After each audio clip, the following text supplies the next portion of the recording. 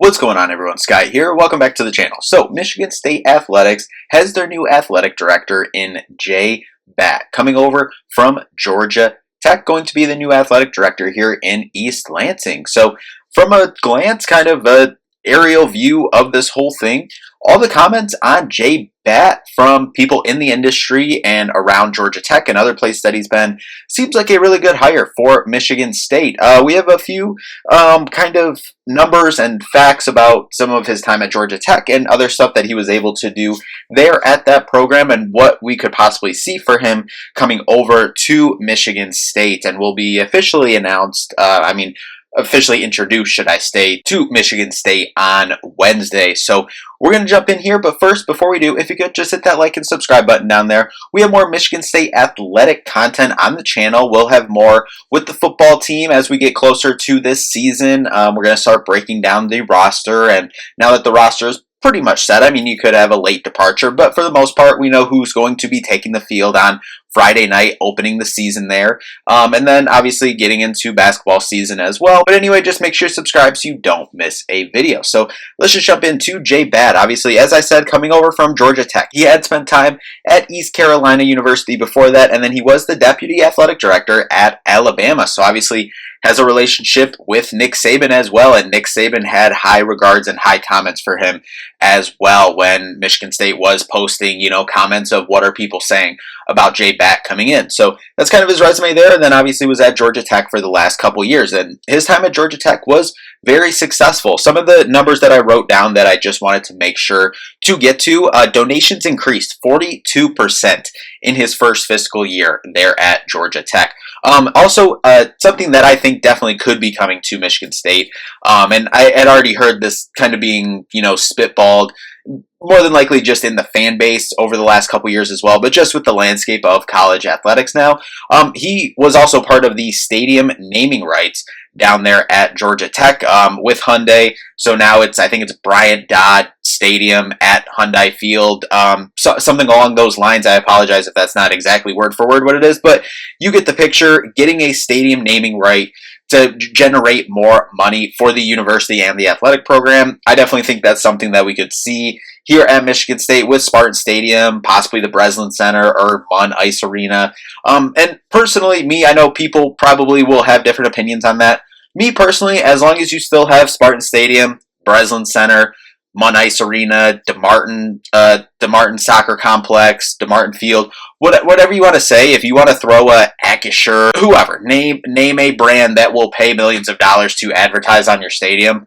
Me personally, it generates revenue for the athletic program. I'm still fine. As long as you still have, as I said, the actual name of the stadium still in there. If you want to throw a brand name on there at the end, at Acrisure Court or Field or whatever you want to, I'm completely fine with it. I know people probably will have different viewpoints on it, but for me, generates revenue for the athletic department and helps move Michigan State forward in that space. So I'm fine with that, but something he got done there at Georgia Tech that I definitely think we could see here at Michigan State as well. He also launched a $600 million 10-year campaign down there at Georgia Tech, and then he also secured a $10 million guarantee to play the Georgia game in that Georgia Tech rivalry game at Mercedes-Benz Stadium. So that can also possibly see here at Michigan State. Obviously, we know a couple years ago we had the last game of the year, the Penn State game, moved to Ford Field. And then obviously this year we also have the last game of the year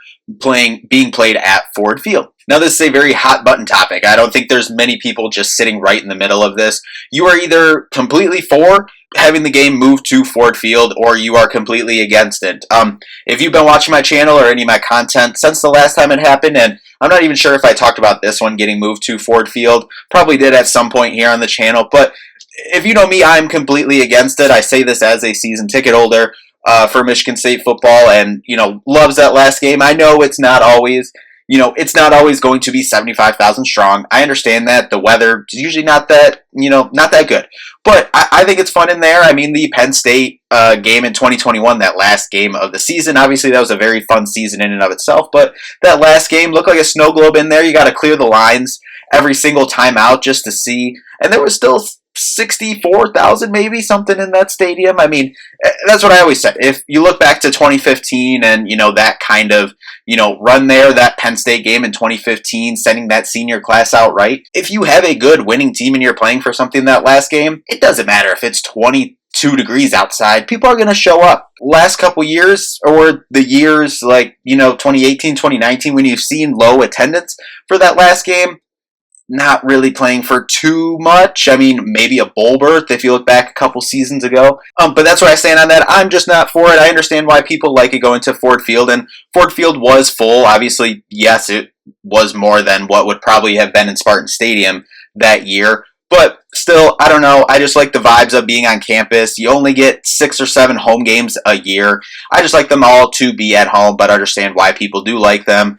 But that could be something that we see here for Michigan State, and possibly, securing a money stipend or, money agreement for playing a game at Ford Field. And I know if you go way back, obviously this is a different administration, different coaching staff as well, but back, I think that was 2010, 2011, they did play an early season game at Ford Field. Could we possibly see that? Maybe. I don't know. What the reason for playing at Ford Field? I don't know if it's kind of a mixed bag. Like some fans think if it's like for the weather, not as good of attendance, whereas those early games for Michigan State football, whether you're good or bad, obviously it's early season, so the optimism is always high. Those games, good weather, sunny games are usually, you can fill up the stadium. So I don't think it really makes sense to do a early season game against, say, a Western Kentucky or something at Ford Field. I don't think that makes much sense, and obviously would not want I hated the Penn State game going there. Wouldn't want, say, the game against that school down the road to go there. I think that would be absolutely horrible. So we could see that. I don't know if, again, I will still always side on I want the games to be played on campus, but if it's something that has to happen every couple years and you're able to generate a couple $1 million for the university that way, I can get behind it. I still will always prefer it to be on campus, but if it's not every year, if it's not big, important games like that school down the road, a rivalry game like Penn State or Ohio State, like a big game like that, you're not taking a big game away from campus, then I'm okay with it. Every couple years, not every year though. And then also kind of just closing out some more facts or, whatnot about him. He's one of 10 athletic directors on the implementation committee with the whole House settlement situation for paying athletes and kind of this next era of college football. So I think that's awesome to now have one of those 10 athletic directors who's going to, or has a say right now in kind of figuring out the best way to move forward in college athletics. Having him as your athletic director and, having him in the buildings with your programs, I think is a big, check mark and big plus to have for Michigan State as we kind of navigate, this era of college athletics as everyone tries to. And clearly from all the stuff that we've talked about here, other stuff that's seen, either read or heard him talk about or other people talk about him, seems like he's willing to try different things and different, avenues to create money or create revenue for an athletic department, athletic program, and drive interest as well. So I'm excited to see what he can do here at Michigan State. I'll close it out with this too. He did play at North Carolina as well. He played soccer at North Carolina, should I say. Actually, I believe he won a championship there at his time playing soccer down there with the Tar Heels. So I like that in terms of, obviously, I know this, that obviously everyone knows this, football, basketball will always be, those are the money makers for your athletic program. And that'll be at the forefront. But as someone who does is a women's soccer season ticket holder for Michigan State, we are here, and, enjoys going to other athletic events on campus and paying attention and following, whatever. I like that, to mention too, at Georgia Tech, to kind of tie this in together, I believe it was only 3 programs, I believe it was 14 of 17 of the athletic programs made the postseason at Georgia Tech last year. I could be on or off by a number, but it was only like 3 of the programs that did not make postseason play, which absolutely love. And, as someone who likes, yes, football, basketball will always rule in terms of a money perspective and eyes perspective, but love obviously seeing all the other sports programs, and someone who pays attention a lot to all those other sports programs. I like seeing that. I believe that he will, give attention, time, money, resources to those as well, while also making sure the two programs that is going to drive the most revenue for this athletic department and university, making sure they're at the forefront of everything and creating new opportunities and avenues to bring in money to elevate these programs to where they should be on the national landscape. But anyway, that's where we sit. I really do like this hire of J Batt coming over to Michigan State as the athletic director. All the reviews about him, raving reviews. Seems like we got an A+ hire from him. And also from some of the stuff that have heard about him, people talk about him on other podcasts, other videos, whatnot, reading about him as well. Seems like he's a guy that, can, do a lot of things and kind of is a out of the box thinker, which if you go back to, kind of when Michigan State, in terms of all levels of the athletic department, obviously basketball has obviously always been, at the top, especially in the Tom Izzo era, but when Mark D'Antonio was making his rise, Mark Hollis was there as well, and he was not just with football, but with basketball, the aircraft carrier game, being a part of the Champions Classic, and, other things, being on the cutting edge. That's what Mark Hollis was known for, and it seems like I'm not saying he's going to have the success of Mark Hollis, or that he's going to do stuff like Mark Hollis, but, we got someone who seems like he's willing to think outside of the box, to create unique opportunities for our student athletes, for our university, and ways to create revenue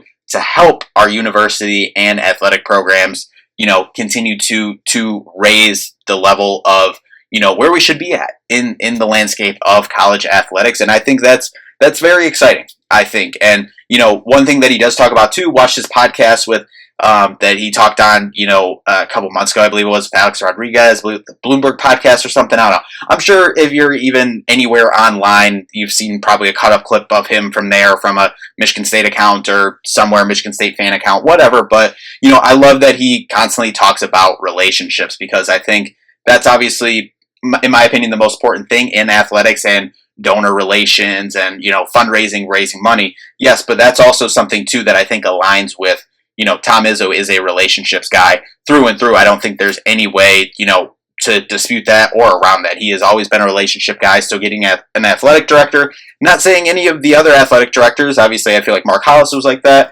I feel like I absolutely love and would always go to bat for Alan Haller. Thought he was an incredible person. What he did for all the other, as I said, other programs across the athletic department as well. Thought he made A+ hires across the board.